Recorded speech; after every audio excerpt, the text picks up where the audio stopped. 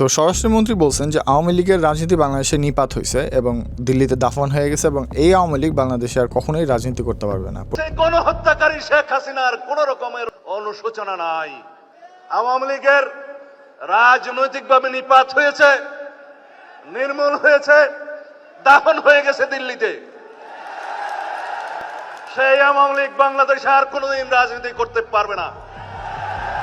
প্রধানমন্ত্রীর উপস্থিতিতে যখন এরকম কথাবার্তা বলেন তখন আমরা অনেক আশা পাই। বাংলাদেশের majority of the people specially ইয়াংরা একই জিনিস চায়, আওয়ামী লীগের রাজনীতি আমরা চাই না এবং করতেও দিব না। সো প্রাইম মিনিস্টার এবং স্বরাষ্ট্রমন্ত্রীকে থ্যাংক ইউ। খালি আপনারা পুলটি দিয়ে না, রাজনীতিবিদ তো, সো বিশ্বাস করা যায় না। এবং একটা মজার ব্যাপার হচ্ছে আমি এখন টিভিতে লং ভিডিওগুলো দেখি রাতের বেলা যখন ঘুমাইতে যাই তখন, যাতে আপনাদের বলতে পারি। এখন টিভিতে দেখলাম যে স্বরাষ্ট্রমন্ত্রী যে বলছে আওয়ামী লীগ আর রাজনীতি করতে পারবে না, যেটা আপনি একটু আগে ভিডিওতেও দেখলেন, ওইটা তো ওরা কেটে দিছে। মানে এখন দালালেরা বসে গেছে টিভি চ্যানেলগুলোতে। এখন টিভি আমি আর হয়তো কখনো দেখবো না, কিন্তু আপনাদের এটা জানায় রাখলাম। সো ইন্ডিয়াতে এইটা হয়েছে যে টিভি চ্যানেলে মানুষ ভরসা করে না, যারা ইউটিউবিং করে বা এই টাইপের ইনফরমেশন নিয়ে কাজ করে তাদের মানুষ ভরসা করে, কারণ তারা অন দ্য গ্রাউন্ডে যায়, ছোট ছোট করে কাজ করে। সো এরকম ইনফরমেশনগুলো জেনে রাখার জন্য ফলো করতে পারেন। আমরা চেষ্টা করি যে ইনফরমেশনগুলো জানাইতে, কারণ আমরা আর্ট বানাই। এখন ওয়ার্ল্ড কাপ চলছে, ওয়ার্ল্ড কাপ নিয়ে আর্ট বানাইছি, কিন্তু মোস্টলি আমাদের ওয়েবসাইটে যারা দেখবেন যে ইন্টারেস্টিং আর্ট আমরা বানাই। সো আর্ট দেখার আমন্ত্রণ রইল, আর ফলো করে রাখেন।